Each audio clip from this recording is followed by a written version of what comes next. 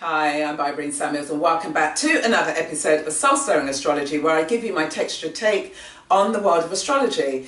Well, in a few days' time, on December the 18th, there is a new moon in Sagittarius, which brings us to the end of the year, obviously, and it's the last new moon for 2017.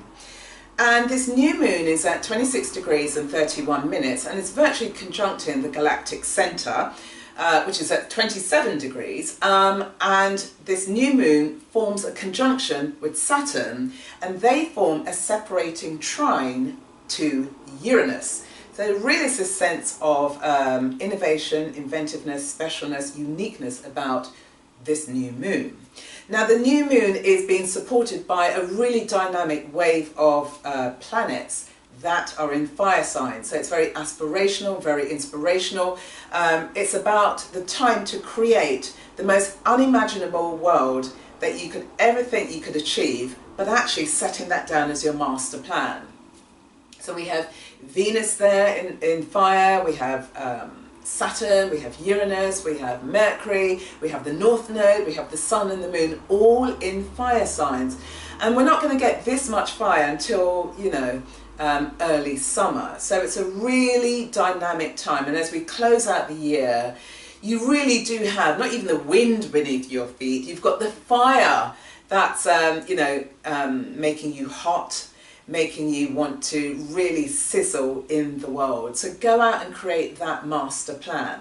Now in terms of this Galactic Centre, which is like, you know, a very powerful force within the universe. It's where everything's really flowed from. And so given that there's so much power behind this particular connection, it really is beckoning you, yeah, to let go of those shackles and really step in and bask in the sunlight of your life. However, you know, your wildest imagination, it's about going out and creating it.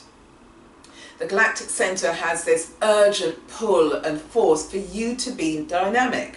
Now, because Saturn is here, in terms of the conjunction, Saturn then provides the anchor to this new identity, you know, these new intentions that you're going to write around this new moon on the 18th or 19th of December. Saturn is there, and Saturn is saying trust in this new master plan, because you've got this synergy between your sun and your moon, which is about your emotional identity and your core identity, and there's a harmony there. And there is this sense of, you know, looking at the horizon and seeing the horizon like your personal mural, and you're going to paint onto this mural, and you know the mural is as far and as wide as your eyes can see. So it's very much this sense of going for it. Now with Saturn says this isn't a pipe dream. Saturn says you can turn this into reality, because Saturn is at 29 degrees of Sagittarius. And so it's about to go into one of its homes on December the 20th. And so the invitation for Saturn is look back over what has happened over the last 2.5 years, you know, since about mid-2014. What has happened in your life? Because you're going to see the seeds that have been planted over the last 2.5 years actually create the foundation that's going to give you the leverage to move into 2018.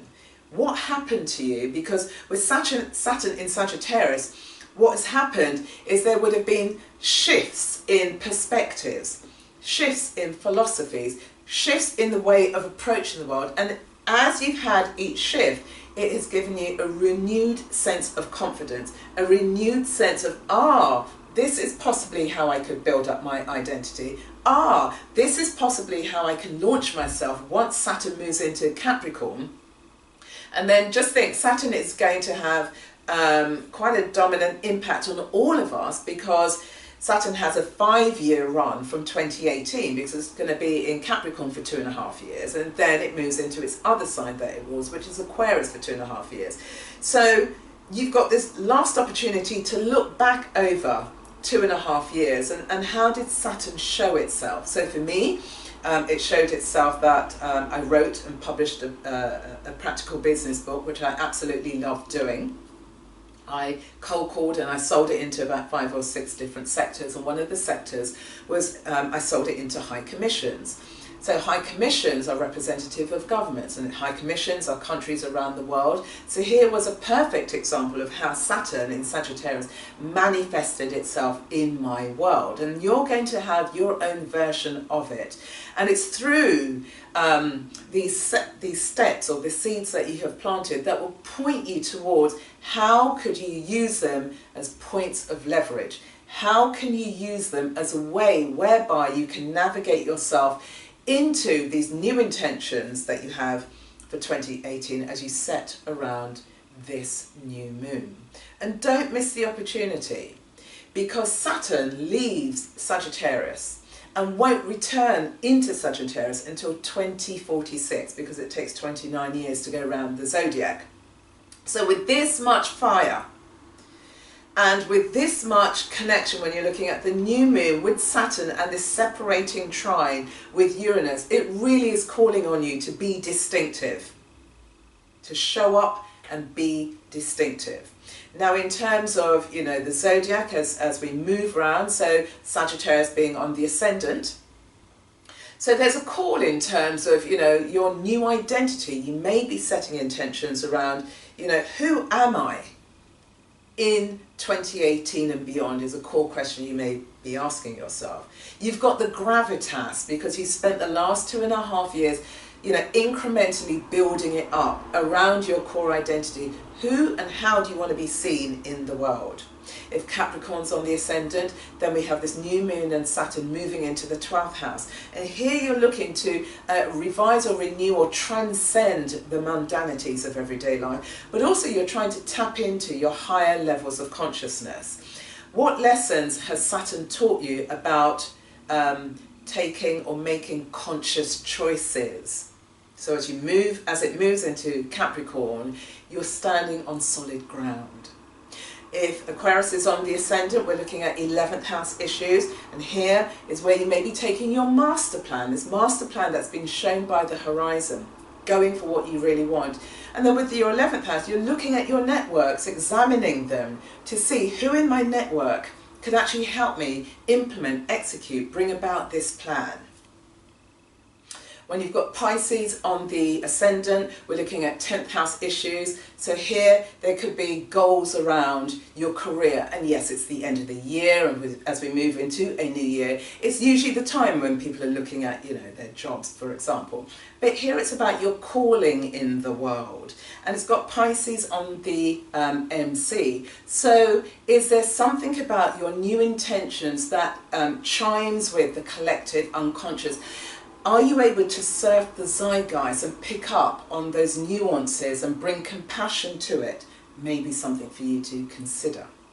With Aries on the ascendant, we're looking at 9th house issues, and 9th house is the natural home of Sagittarius, ruled by Jupiter. Aries here is about you being really assertive around your philosophies, your principles that you've picked up and you've evaluated over the last 2 years, 2.5 years, and you're ready to charge forward with them. You might be going on some type of travel adventure, you know, being the pioneer in some way on an international stage. When we have Taurus on the ascendant, we're looking at 8th house issues. And are there parts of your identity that need to die, for example? Or is there a new way that you could be expressing your sensuality, your sexuality? Or is there a way that you're looking at handling or manifesting joint resources? Are there new intentions you could bring to that? And if you're regenerating that area of your life, how can you integrate the lessons that you've learned over the last 2.5 years? Well, we've got Gemini on the ascendant, then we're looking at the 7th house issues. And with the 7th house, we're looking at relationships. How can you bring renewed vigour into your relationships that you feel could be quite aspirational? You might be looking or seeking or building up an aspirational relationship because you've got this newfound philosophy. There's a gravitas again to what it is you bring to relationships. With Cancer on the ascendant, we're looking at 6th house issues. Are there new intentions around your everyday working life?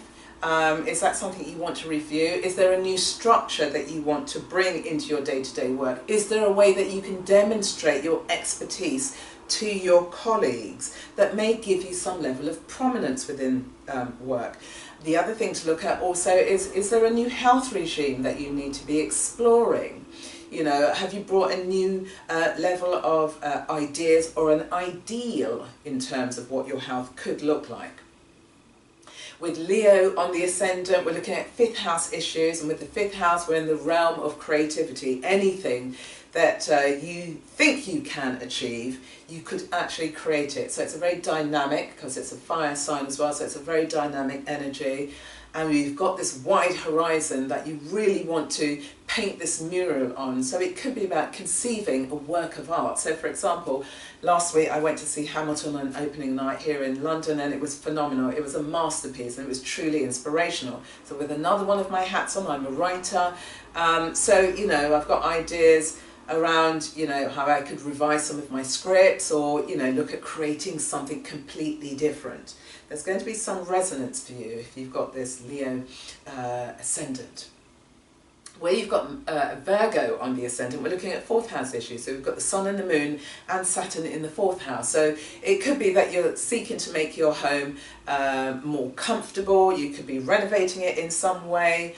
You could also be looking at maybe moving to a country that is known for archaeology, for example. So if you think about a country like Greece, you know, or you're going into environments where, you know, there are monuments and structures in the kind of everyday terrain. It could also be that, you know, you could be travelling around but still coming back home to your base where it is. So you're looking at issues of home. It could be that you're going to your ancestral home, and how do you feel about that, and what intentions do you want to set around your ancestral home? If you've got Libra on the ascendant, then we're looking at 3rd house issues. Is there a style of communication that you now feel confident to share with other people? Are you now grounded in your philosophy that you're comfortable you know, disseminating that into the world, and then looking to build some sort of tribe in your local area? It could be that you're having a new approach to your relationship with siblings and your neighbours. And so what you're seeking to do is to bring harmony and balance, because we've got Libra there. And so where you've got Scorpio on the ascendant, we're looking at 2nd house issues. Now, is this a time where over the last 2.5 years you've got a key idea or a strong sense of what your inner resources are, and you've been steadily mining those resources and then using those resources to create wealth for yourself? You know, if we think about cryptocurrencies, for example, is a resource. It's a hidden resource that's been brought to light. It's another form of currency, you know, and that form of currency is now a competitor to fiat currencies. So what are your hidden resources, and how could you package those hidden resources and bring them to light that's going to generate money for you? So that brings us right back to where we started with Sagittarius on the ascendant. So these are the areas of life that you need to be giving consideration to, how you can apply this new moon in Sagittarius alongside Saturn, which illuminates your uniqueness. Which brings me to the quote of the day, and it's by Anton Chekhov. And what he said is that, don't show me the glimmering moon, show me the spot where the light hits the broken glass. So that's really beautiful, because we can see the shimmering moon, but actually we're looking at these points of illumination. And which brings me to the question of the day: which area of your life do you need to crack open so that the light can pour in, or you can shine your light into the world? So as always, beautiful people, put your questions, comments, answers, queries in the comment box below. I love to connect with you all. Feel free to share this episode with other people in your network, and you can like and subscribe to my channel. So until the next time, I'll be doing a couple more videos before the end of the year, so look out for those. and enjoy pulling together your intentions, your new moon intentions, because the ones you set at this point in the year are going to be the ones that will launch you into 2018 and take advantage of this powerful fire energy that is surrounding this very dynamic new moon. So until then, bye.